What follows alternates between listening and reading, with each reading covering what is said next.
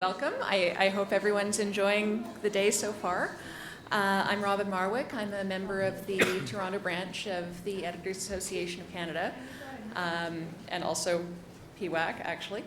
And like many of you, I work from home, and social media is kind of a lifeline, not to say a sinkhole.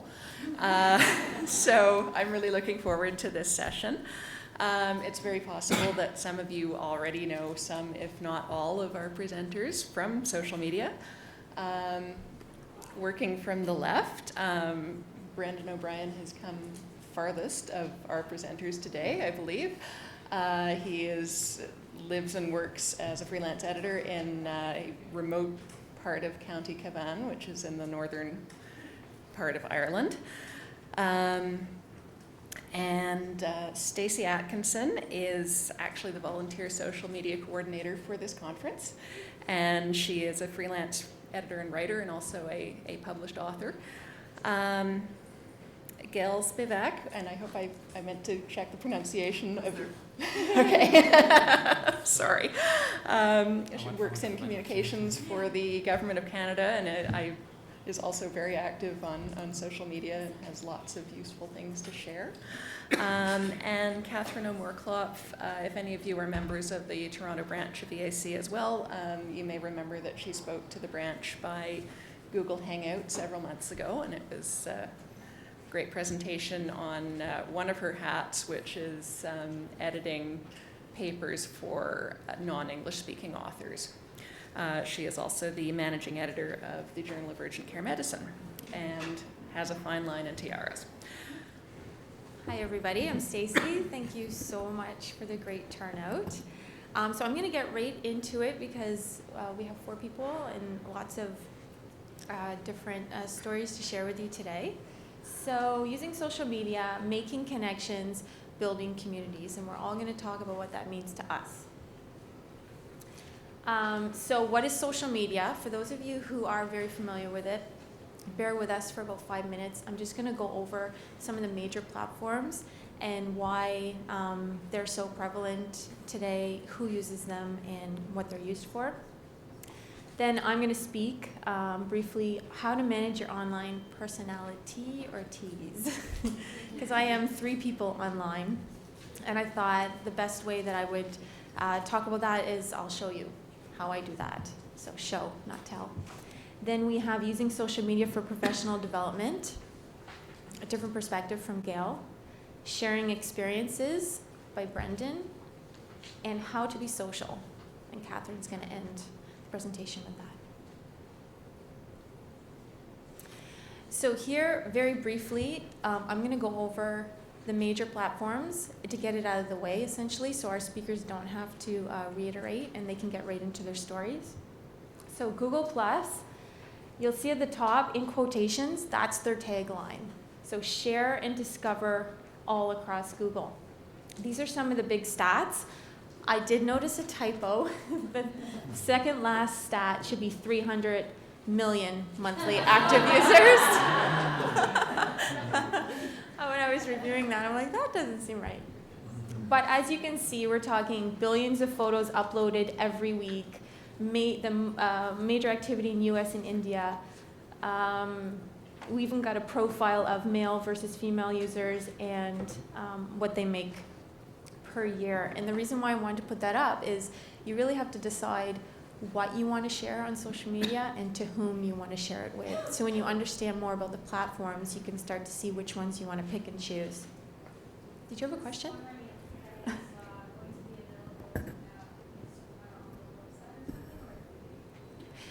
So she wanted to know if the presentation is going to be available. We can find a way to do that, I'm sure. Absolutely. Instead of writing the stats. Okay, I'll find a way. I'm the social media coordinator, so I will find a way to get it out to you. Okay, next. So Twitter, probably more familiar to people here. Create and share ideas and information instantly without barriers, like the live tweeting. It's kind of, you got an idea in your head and you're sending it out. Look at this, 1 billion tweets are sent every 48 hours. There's a lot of information being shared in these ways. Bit of a younger demographic. and an urban demographic.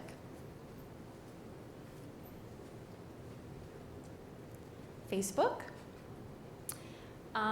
Same amount of people use Facebook as there are in the population of China. More than 1 trillion posts are on Facebook.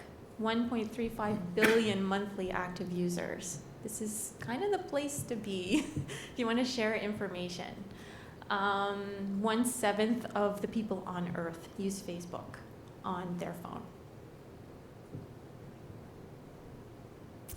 Instagram. I'm going to tell you in a few minutes why Instagram is your best friend. So stick with me. 300 million active users. 600 million photos uploaded per day. And you see a bit of the younger demographic, and it's mostly driven by your phone.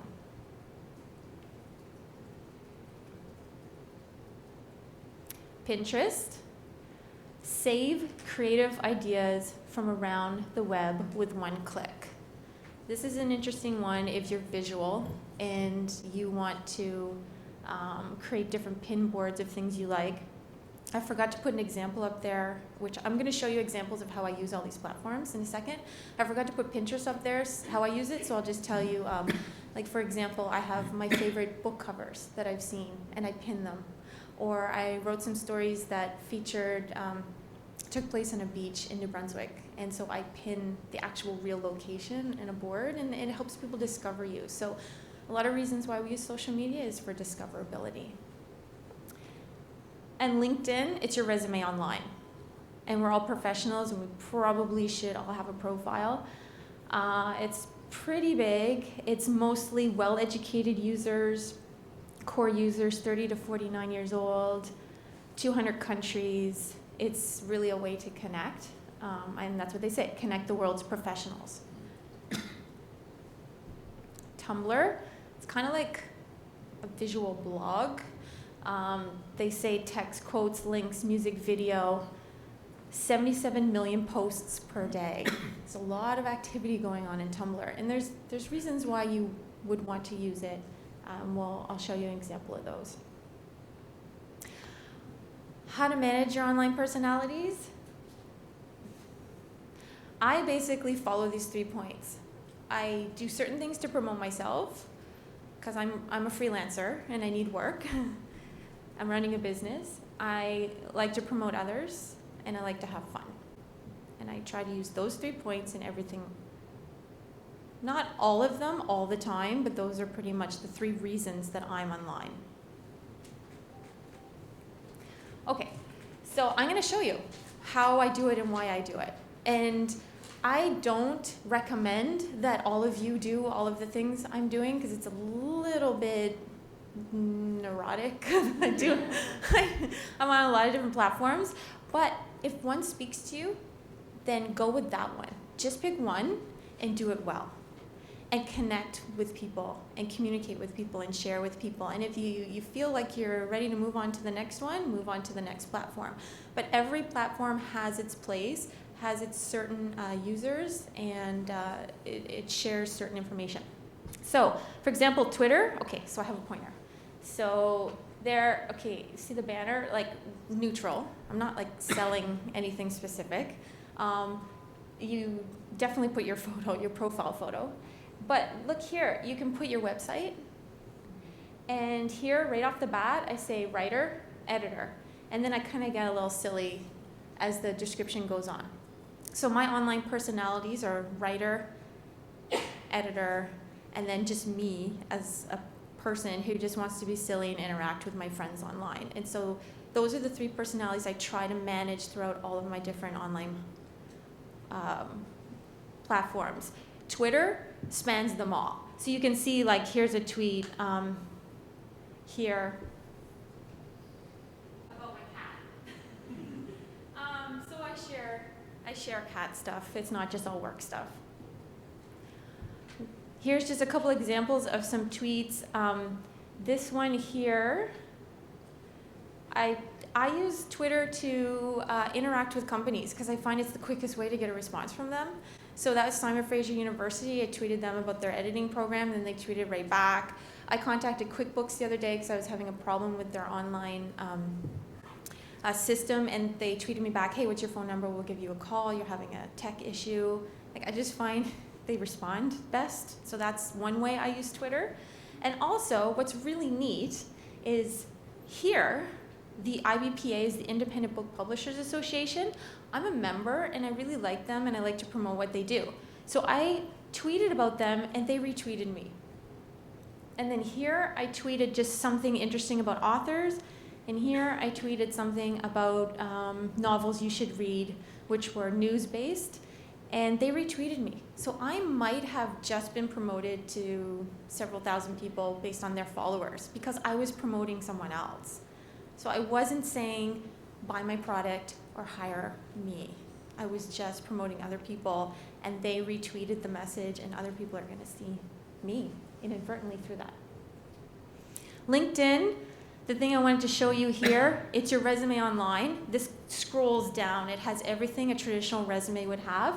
But look here, jobs. And here, search for people, jobs, companies. I have used LinkedIn to hire people. I've searched Ottawa writers, Ottawa editors. I've found people, and also because of the keywords in my online resume, the jobs are sent to me in my inbox. Hey, you might be interested in this job because some of the keywords in your profile say editor. It's like easy peasy. Google Plus, the neat thing I wanted to show you here. So here I'm actually a little more promoting my business.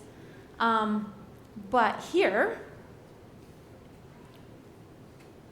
in your circles, people you may know.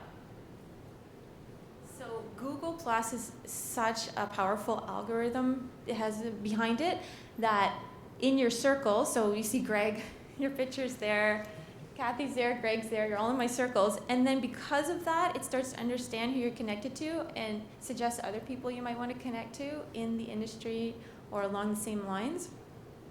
And here, this page has had 14,000 views. Only because it's Google, and only because it's so powerful that someone who probably Googled once Stacey A got sent to my page. So it's discoverability, because there's no way 14,000 people get to that page naturally. But they landed on it. So it's great. Instagram. Okay, I'm going to go a little faster here because I don't want to run out of my time. Where's my timekeeper? Are we okay? Okay. Here, you write your Canadian writer and editor, so you can promote yourself a little bit, and your website. And Instagram's kind of fun. Look, there's my cat. There's a concert I went to. There's my cat in the t-shirt tent that I built for him. So Instagram's fun, and I'm visual, and I like to take photos.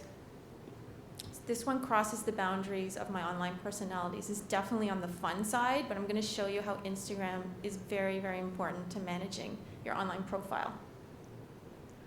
Tumblr, I just want to show you what it looks like. So this is a blog I wrote, 10 ways to not finish writing your novel. Again, look, you can describe yourself. So if someone lands on here, they're like, oh, she's an editor. Maybe she's someone I could hire. And here, stuff I like. What's fun is you like other people's blogs. So I happen to like the new black-footed kittens that arrived at the zoo. And so it shows a bit of your personality because when you're on Tumblr, you pick what you like and people are seeing things you like. So I know this is really fast and really quick. If you have any questions after, you can ask me. I just wanted to show you what it looks like. Facebook business page. I'm a little more overtly selling myself, like there, that's from my book cover.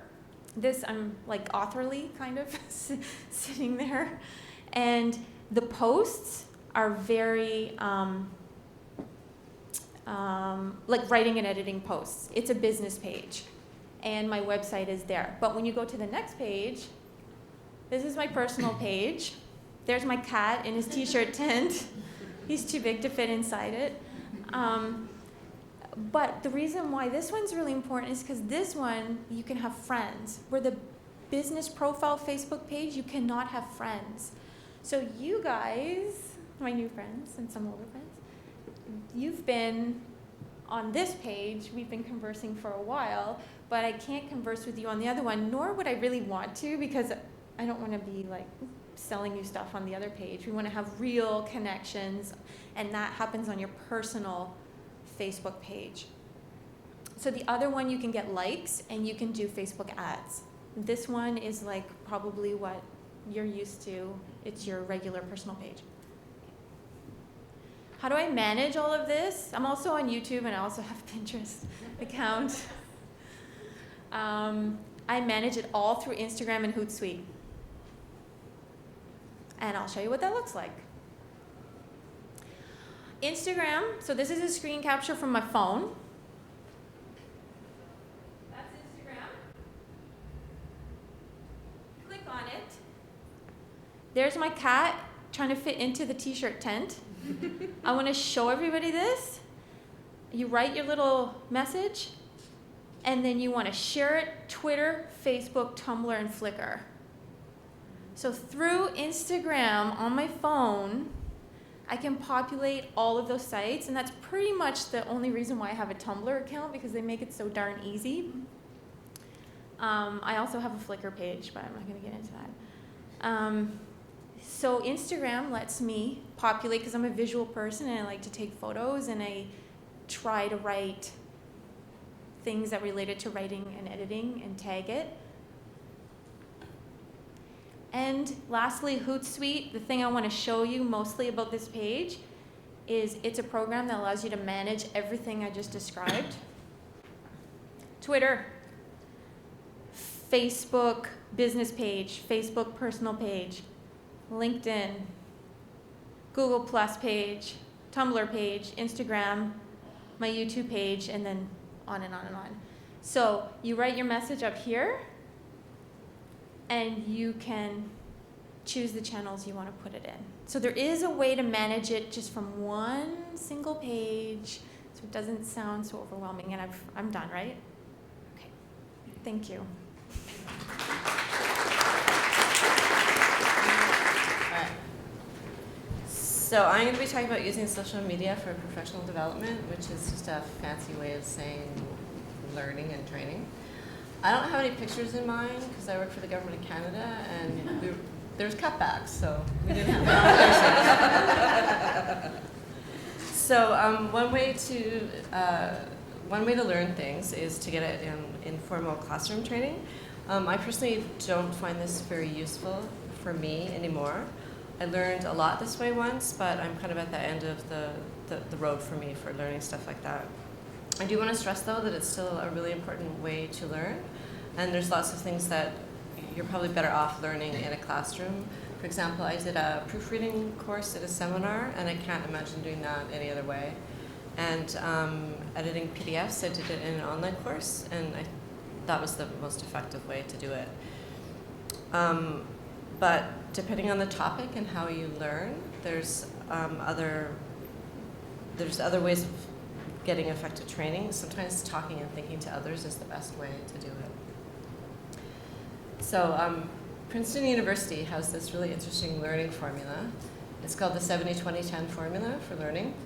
70% comes from real life and on-the-job experiences, tasks, and problem solving. 20% comes from feedback and from observing and working with role models. For me, I'm more like 30% with that. And then 10% comes from formal training. So if this formula applies to you, it means that most of your learning should be done outside of a classroom, and you just need to find the right combination of experience and observation that works best for you. So what's social media got to do with this? A lot of people think that Facebook is just for keeping up with your friends and your family, that Twitter's for talking about politics, sports, and pop culture, and that LinkedIn's kind of the only sort of professional media platform that's out there.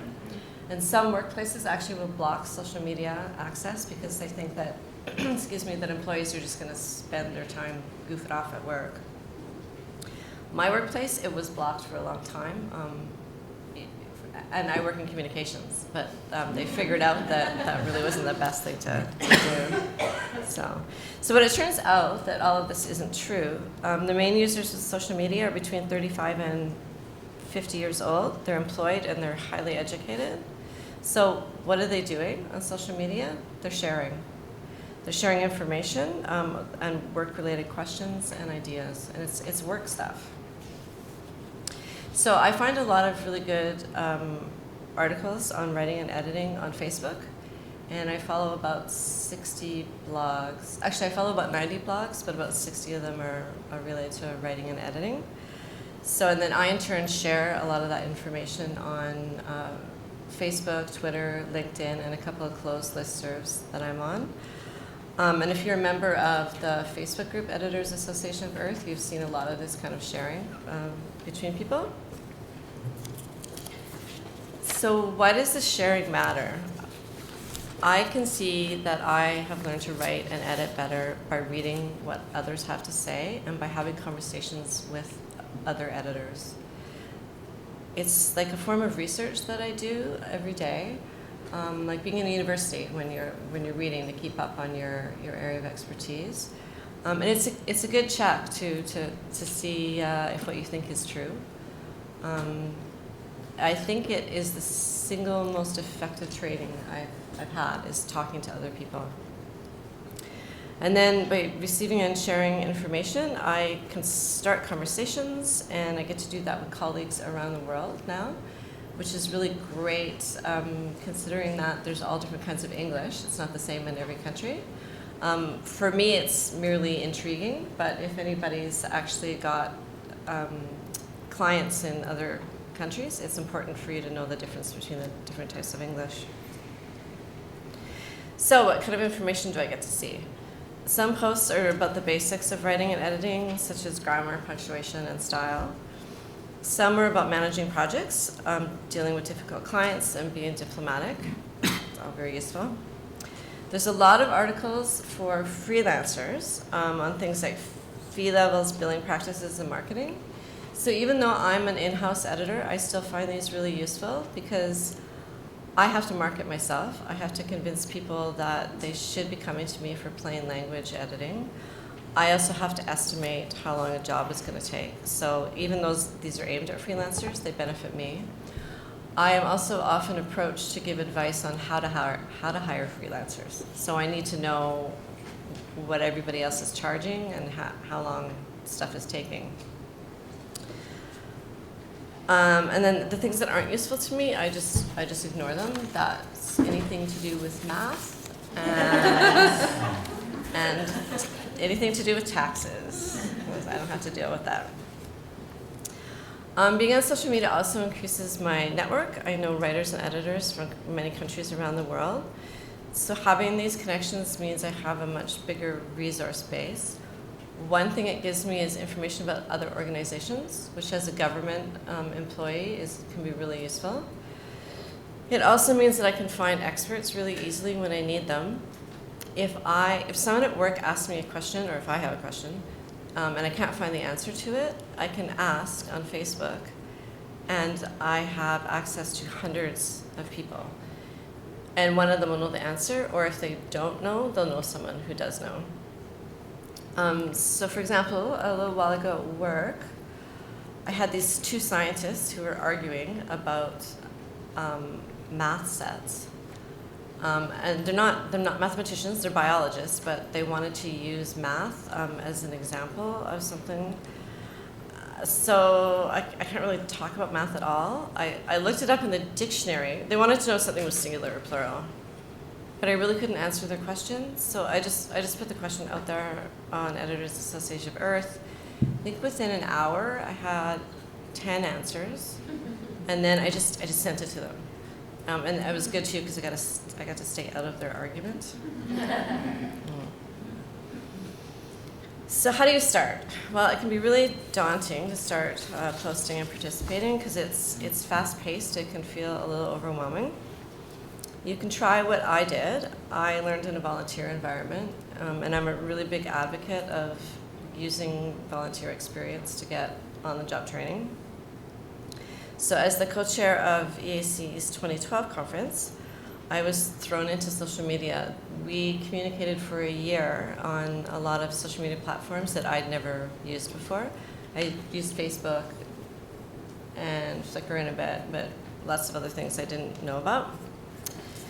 So I learned a lot from my co-chair and from the other communications professionals that we had on the team. I also learned just by participating, posting messages, interacting with people online. I just did it, and I learned. And you just do it. So now I feel really confident about being online and about I could easily incorporate social media into like a communication strategy or a marketing strategy for work. And you don't have to do all of it. You said that too, right? Yeah, don't go. No, I'm mostly interested in Facebook.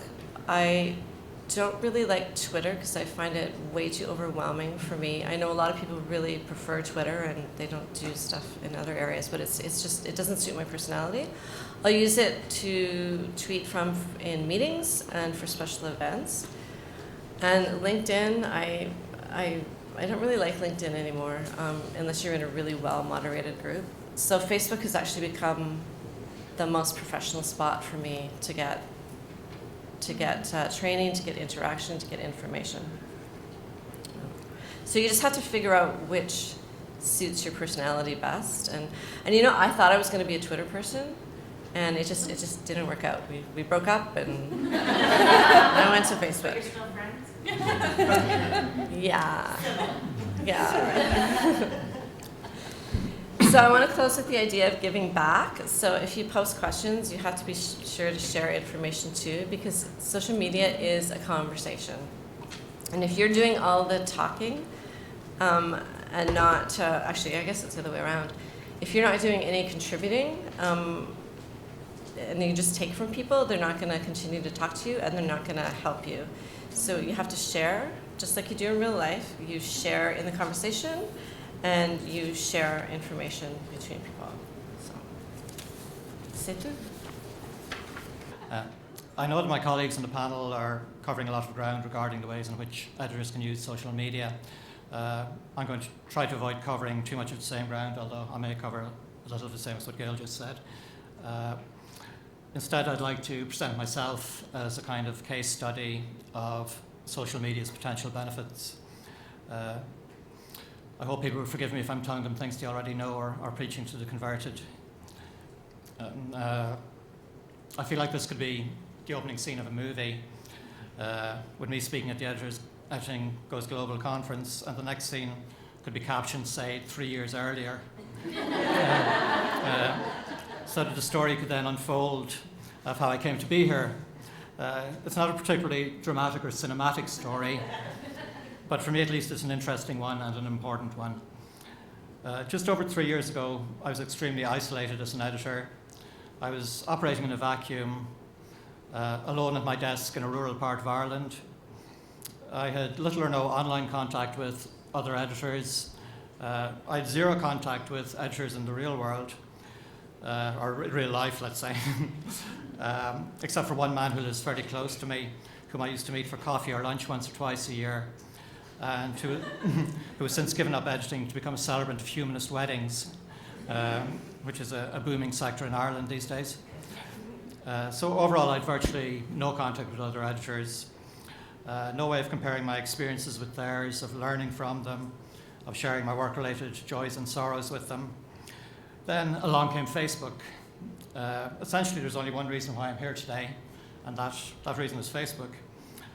This is what social media can do. Social media has taken me outside Europe for the first time in my life at the age of 54, and given me the opportunity to meet many international colleagues face to face for the first time. Social media has helped me to improve my position as a freelancer, both emotionally and financially, and has made it more secure. It has enhanced my career as an editor and a writer. Social media makes things happen in the real world. In fact, social media is the real world, or a large part of it. It's a resource that editors can most certainly use for their benefit. My first experience of social media was on the reader's blog site of a UK national newspaper, which I started to use in 2007. It was a great interface and at times a great site, but in the long term all I gained from it was a particularly virulent stalker who later sent hundreds of hate mail messages to my personal blog. As an aside, I think anonymity as an online paradigm has some serious flaws. And one of the good things about Facebook and some other platforms is that people use their real names and give something of themselves. It's very difficult for real communities to be built anonymously, in my opinion. I set up my blog in May 2010, but didn't use it for work-related purposes. It was a compendium of things that interested me and of my opinions, poems, etc. At this time, my wife and teenage children were using Facebook. I thought of it as being mainly geared to young people and relatively trivial concerns and had no interest in joining at that time. I finally stopped resisting in May 2012 and joined Facebook. It was good timing on my part. One of my Irish editor colleagues soon introduced me to some Canadian editors she knew online, and shortly afterwards, the Editors Association of Earth Facebook group was born. For me, the rest is history, so I'm very grateful to Avril and Greg for the idea and the implementation of Editors Association of Earth. I became an admin of the group simply because I happened to be there when Greg was looking for admins. I've made a lot of friends through Editors Association of Earth, people I see as genuine friends like any others, even though I'm meeting many of them physically for the first time this weekend. I made friends through trying to be helpful at some times and to be amusing at others, and through not taking myself too seriously. These are good rules of thumb on social media, I think. Be helpful, try to be amusing if that suits your temperament. Any word-based jokes or puns tend to be popular among editors. And don't take yourself too seriously. I think it's good to have a light touch and to be able to let things that annoy you flow by. Otherwise, you could spend all your time having arguments. This is possibly a lesson that it took me some time to learn on social media. I do sometimes need to tend to curb a tendency to be argumentative and to want to have the last word. The atmosphere in Editors Association of Earth and related groups is pleasant and welcoming, with an occasional minor squabble, perhaps when editors are stressed and overworked. The mindless abuse that one often sees in other corners of the internet is entirely absent. Newcomers are made to feel at home. The ethos is collegial and supportive, and this helps the community to grow. The rationale of this session is that social media can be a great professional resource for editors, and this is particularly true of Editors Association of Earth. One can post a query at any time of the day or night and get a lot of high quality, though probably not unanimous, feedback very quickly, as Gael has already touched on. Every possible angle in a topic is likely to be represented. Also, the group's backroom serves as a venue where editors can vent about irritating situations if they wish. Some seem to find this therapeutic, including myself at times. I've learned a lot about editing and language from Facebook. In particular, I've learned to be less prescriptive. Having originally entered the editing trade in in-house environments with strong house styles, and having had no particular reason to change in the meantime, this was not an easy transition for me. What I've learned could be summed up as it ain't necessarily so. Cogent arguments can often be advanced for ideas that you used to see as just plain wrong. I think this is very healthy. I've got a lot of work through Facebook via referrals from colleagues and sharing of leads. Some of this turned out to be a fairly low quality, but the acquisition of new clients is often a bit hit and miss, as we know. I've also got some very good work at times when it was needed. My main difficulty in the course of my freelance career has been not a lack of work, but a periodic lack of well-paid work. Settling for poorly paid work because I had no other offers at a given time. Now that my horizons are so much wider, this is unlikely to arise again. And when someone emails me to say, would you do a lot of work for very little money, I can feel more secure than ever before in saying no. This is what social media can do. For a freelancer, it can change everything for the better. If you use it wisely, it can help you to replace bad problems with good ones. It can increase your choices. For example, last October I finished the last of several large jobs for a regular client and suddenly found myself without work, having been extremely busy for months. At such times I do tend to become a bit anxious and stressed and to worry about money. But when I mentioned my situation in Editors Association of Earth, I was immediately given a lead that yielded several months of good steady work from a German journal publisher. Recently, an Irish colleague asked me if it would be okay to post a notice on the Editors of Earth, or the Editors of Ireland rather, Facebook page, This is a small group of which I am an admin. He was putting together a team of writers for a client to produce scripts for short instructional videos. I said it would be fine and that I might be interested in applying. The upshot was that I did a test and was accepted, and now I have possibly a year and a half of well-paid writing work lined up. This is the best situation I've ever been in 22 years of freelancing. If all goes well, my main problem will be in fitting in some work for other regular clients or turning it down. This is my idea of a good problem. It's a problem of having choices rather than not having choices. A couple of weeks ago, I was doing some training for the video script writing project that I just mentioned. I was in a room in Dublin with writers and instructional design experts from Ireland, Canada, and the US. One of the Americans commented on a phrase that one of the Irish writers had put in the mouth of an American character. She said that an American would not say that. The writer was bewildered. I was able to say, I know a resource where you can ask for a particular turn of phrase will be used in a particular country and get instant feedback from editors in that country. Everyone was impressed. The resource, of course, is Editors Association of Art. Another of the good things about making contacts in social media is that they can create or foster contacts in real life that were available all along, but unknown or underdeveloped.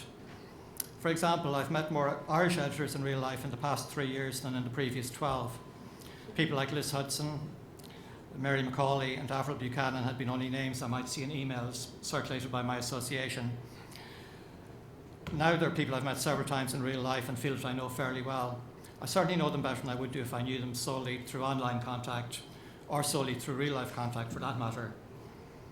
All in all, I probably know 100 times more editors than I did 3 years ago, and interact in some small way with 1,000 times more editors. These are rough figures. So at this point, I feel I can make some observations about editors. Editors generally show a high degree of empathy. They love their family, their friends, families, and pets, and are sincere, well-balanced, and eager to help and advise. Their niceness quotient, in my opinion, is much higher than that of other professions. I've always vaguely believed this, but previously my belief was based on an unscientifically small sample. Now it's based on my unscientific observation of a much larger sample. But it's definitely true. Editors are lovely, friendly people, and that alone is reason enough to do more networking with them. Thank you.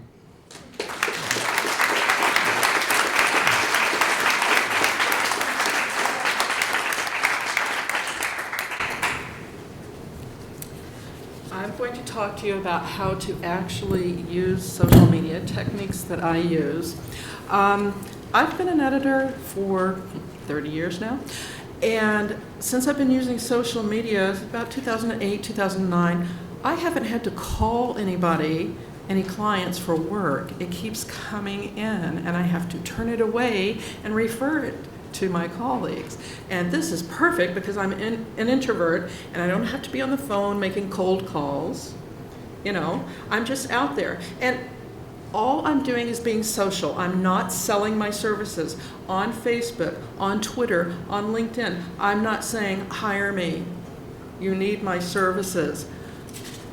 And to set up for that, what I do is I make sure that on all my profiles, I'm on LinkedIn, Facebook, and Twitter. Don't use any of the others too much. I make sure I have a good quality photo that's up to date, and it's professional, but it looks friendly. You know, I look approachable. I don't look, you know, stiff in a business suit.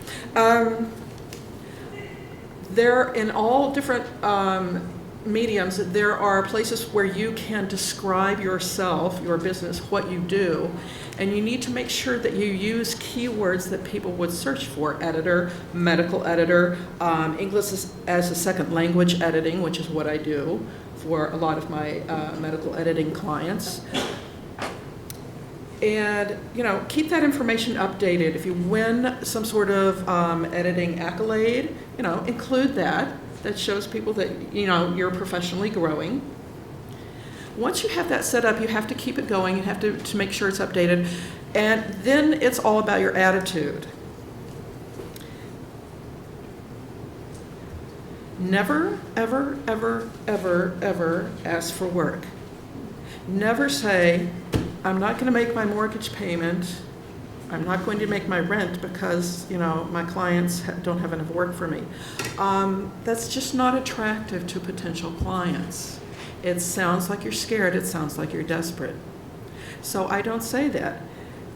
And I don't say hire me. I don't complain about my clients, except for once in a while mildly in the editor's back room. But that's a safe group. It's closed. Because nobody likes a complainer, and your clients are going to think that, well, maybe she'll complain about me to other people. So don't complain. Don't say you need to make money. Don't say your clients don't pay you enough.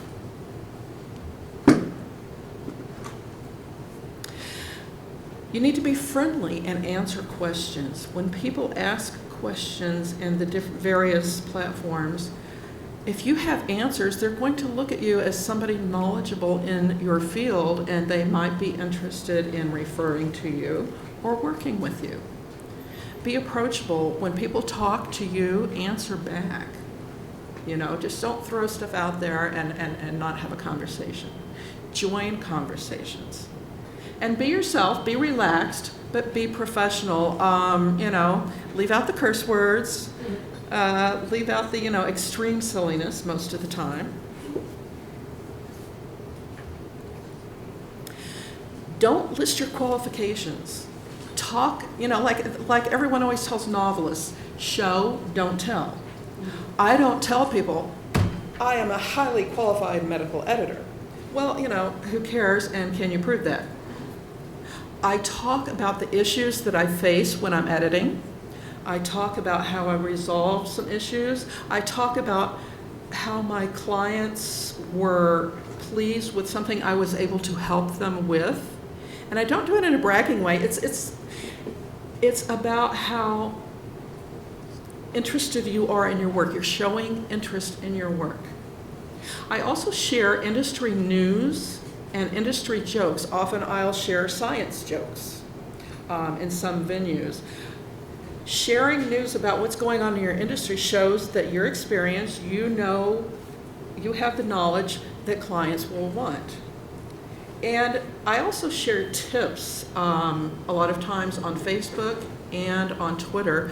For instance, the one that's up there is about an hourly rate calculator. Freelancers are always wanting something that will help them calculate their rates better. And I share information like that, and then freelancers remember that fellow freelancers remember that I'm helpful, and then they'll come to me if they know of someone who needs a medical editor. Another thing you can do is you can cultivate an industry niche. If you edit romance novels and you're just an expert on that, you can talk about what writers are writing about, what the common themes are, problems authors have with publishers in this genre. One of the things I talk about is self-employment, being a self-employed editor. I talk about the business of editing and what it takes to run a business. And in that first tweet, I shared a link to a blog post that I once wrote about how to manage running my business and being businesslike and still being able to take care of my children. And sharing that kind of knowledge has brought me in some referrals. And of course, always show excitement about your work. It's got to be genuine. The JUSM is the Journal of Urgent Care Medicine. I freelance for them in a contract freelance position as their managing editor. And one day they just work their behinds off to get everything done, to meet a deadline. And I was just so happy about that. So I tweeted about them. As Stacey said, you're promoting someone else. And I didn't think of it first as promoting someone else. I just wanted to share my enthusiasm. But that enthusiasm comes across, and people like to work with freelancers who love what they do. They like to work with freelancers who are good at playing well on a team. So that's double duty there. And again, talk about the kind of work you do. I came across, this was from Facebook, I came across a blog post about from someone in the EAC, about what it's like to work with non-native English speakers and editing for them. And I just thought it was an absolutely wonderful description of that. So I shared that, and I talked about how, it's what the blogger said was perfectly true. I find it the same way for myself. So that shares information with people about what you do, and it shows that you know what you're doing. Now, you can find clients and employers on social media. You really can. Some ways to do that are follow the people in the industries that use your skills. I am associated with publishing and medical publishing, so I follow people I know who are publishers in that arena. I follow people who do that kind of work. I follow colleagues in my niche, and I also follow some people whom I would consider to be competitors. Because, it may turn out they may be someone good to work with at some point, and you may learn things from them. And if you are someone who is not afraid of competition, you're going to be much more likely to get referrals from colleagues. My thought is that there is enough work out there for everyone. If you're a freelancer, if you only know where to look and whom to ask. You can look for your clients in multiple venues. Don't stick with just LinkedIn. A lot of companies that you might want to edit for may have Facebook pages. They may be on Twitter, and you can get valuable clues about the issues that, the type of projects that they have that you might want to work on. You can notice when they talk about they're having a hiring spate. Well, if they hire new employees, those employees may need to work with new freelancers. Hello, make contact.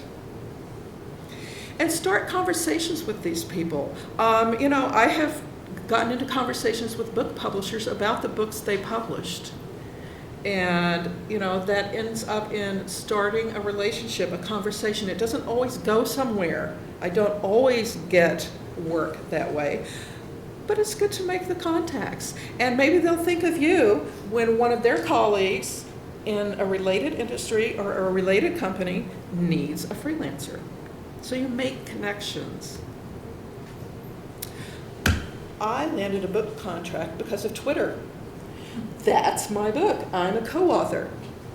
It's a college textbook about, for college students who are just starting, about how to be a good college student, how to make the most of your university education. I was on Twitter in about 2009 or so, and I decided to tweet a series of marketing tips for editorial professionals, because that's one of my other niches. I talk about how to present yourself to potential clients. And I did this, like a couple of tips each weekday for a month. I wrote this out ahead of time. I didn't want to do it all at once, 14 tweets in a day might kind of overwhelm your followers, and they'll stop following you. And Mark Long was the publisher at Texas State Technical College Publishing. Sadly, they are now no longer operative, budget cuts and academia and politics, But he saw those tips and he began following me. And they were located in Waco, Texas. This is a small town. And he said, we knew all of the freelancers there that were available. We knew that some of them, had stopped freelancing. We knew that some had moved on. And we didn't have any more freelancers, and we had books to publish. What were we going to do? So he saw my tweets, and he thought, that woman sounds like she knows what she's talking about. She knows editing. So he contacted me via Twitter, and we talked back and forth, and we had some private messages, and I ended up editing several books for him. And then a couple of years later, he said, we're going to update this textbook. And the original author doesn't have time to do it, and I know what you're good at, finding out information. So what would you think about doing, updating the book, and we'll give you co-author status as a work for hire. So cool! I have my first published book because of Twitter.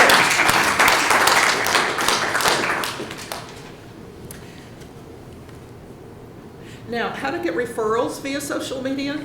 Be present. I mean, don't pop in and tweet or post to Facebook or participate in a LinkedIn group, for a little while and then disappear totally. People are going to forget who you are. Follow your colleagues, as I said before, follow your competitors. Follow editorial workers you don't know who have interesting posts, because you can probably learn something from them. And, who knows, you might be able to help them out and eventually get referrals from each other. Also, congratulate the people who follow you when they post about their successes. Be nice. Say, that's great for you. That's how you build a relationship. Answer questions when you can. Ask questions. And again, do not come out and say directly, please, I need referrals. Please refer your clients to me. It's not about selling. And again, talk about your work triumphs. You might talk about your ideal client or employer. It would be such a dream to work with a publisher who published about these topics. And who knows, that publisher may see that and they may contact you. And share editing and business tips and publicly thank people who have helped you. If someone on Twitter or Facebook answers a question, say thank you where others can see it. Basic manners. Talk about your niche often enough that your colleagues remember what it is you do,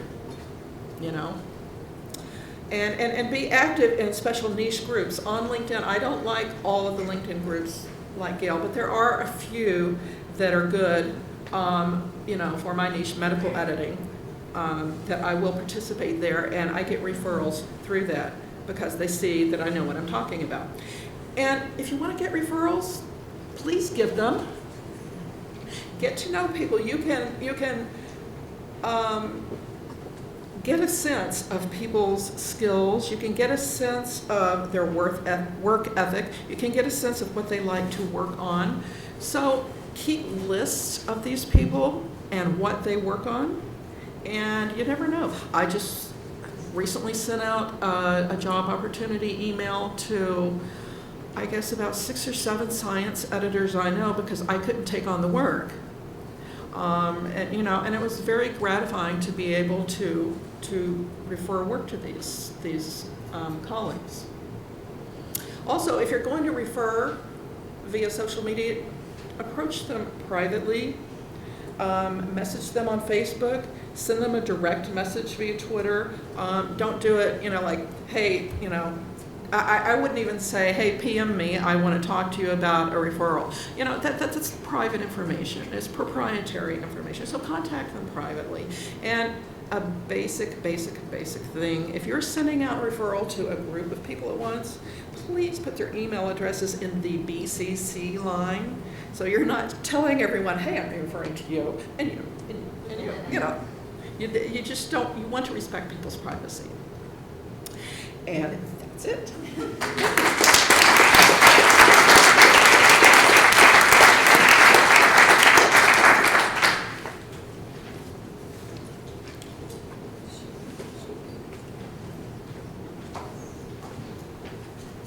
Thank you very much to all our panelists. Does anyone have questions? There must be some. Well, first of all, Brendan, I came to the session, it was worth just hearing your accent. I enjoyed what you said as well, Okay, but it was good. worth just hearing your accent, just so you know. Thanks. I went to Ireland many years ago and I loved it. And Okay. it was nice to see you come back. But my question is sort of for you, Stacey. I have like my own online multiple personalities. It's like my thing, like my business. But I do various, like I do different, like just across editing and stuff, like various things. But then I also have a contract working for a publisher, doing their media and like their publicity coordinator is my title. So, but as my, like they have their own Twitter, so I can do it every once in a while. But for Facebook and stuff, like we have a group, but we also use our own. And it's not that I mind being associated with them, but how do I manage it? Like I'm sometimes tweeting for them, and I'm sometimes tweeting as me, and sometimes it's an overlap. And so I find that really difficult because it's like this extra hat, but then I also have to be consistent with their brand and not just my brand, right? So Yeah. So I am doing everything I showed you. Then the social media accounts for Editors Association of Canada for the conference. And then I was working for my sister, tweeting and Facebooking for about 10 different musical artists. So my brain was like split. Yeah. So know your own brand. Right. Know what you want to do. And I was losing my own because I was doing so much for other people, and you might be feeling that because you don't want to make a mistake. I was so terrified of making a mistake on someone else's account, where on mine I can apologize and say, yeah, I'm an editor and I spelled that wrong. Well, that's life. There's no easy answer. I've been there and use Hootsuite. Yeah, actually, I used to, and then I got away from it, and I think I need to. Because it saves you time. Yeah. Well, I used to because other people were paying for it, so I used to. But now I Yeah. just work in investment. It's very important to be careful with that and double check which accounts you're tweeting Yeah. from. Yes. Yep. Because I tweet for the Board of Editors in the Life Sciences and for the Council of Science Editors, and I've occasionally accidentally favorited stuff from their accounts, which I know they would not favor. Yeah, I have not made that mistake. No, knock wood, I do it all the You time. have to be Yeah. very careful. But I think that's it. I just, well, and again, when sometimes with posts, I'm going like, I'm me, but I'm Mhm. right. Like I'm in the group, but it's also under my name, and so it's just kind of walking the line of being two people in one body. Yeah, and you just are. And one little trick that I do is I'm on a bunch of email lists, and I get some great content emailed directly to me. I put it in a folder, and when I've got the time, I sort through it, and I find articles that I personally find interesting, funny, that I think other people are going to like. And I use Hootsuite to program the things that are going to come out Monday, Tuesday, Wednesday, Thursday, Friday, Saturday. So I don't have to do it every single day, but I monitor it every day because I want to be part of the conversation. I never set it and forget it. You want to see if people are interacting. It saves a bit of your brain space when you program it like that, and then for your other clients, you might have to do a bit more day to day, but no easy answer. Great question. Oh my Lord. Yes. It seems as though there's so many media to choose from here that it could be time-sink, and that it would be very hard to concentrate on your work because you're so busy promoting yourself. Is there a single one that you would choose as your platform if you had to choose just one each? Facebook for me. I would have to duke it out between Facebook and Twitter. And Facebook. And I would say Facebook for all of the reasons everybody said, because I work alone as a freelancer, and it has brought me a community, and I feel like I have colleagues, and it's gotten me through hard days, and it's allowed me to share funny stories on the funny days. So definitely Facebook. A personal account, like I said, the business account, it's a different thing. There were, yes. I just had a follow-up kind of question to the first one for Stacey. She was talking about splitting two different brands for your company and yourself. My question is more about you overlap on some of your platforms for your personal stuff as well as your business. And that's always what I've been hesitant about in terms of promoting kind of your business self, is how much of your personal self are you sharing, and then all of that's out there for potential employers and clients to see. And how do you manage that balance between your personal stuff that you want to post with your friends and family and the business stuff that you want to post to promote who you are? Definitely. I think everybody knows how private they are or are not. You know what you feel comfortable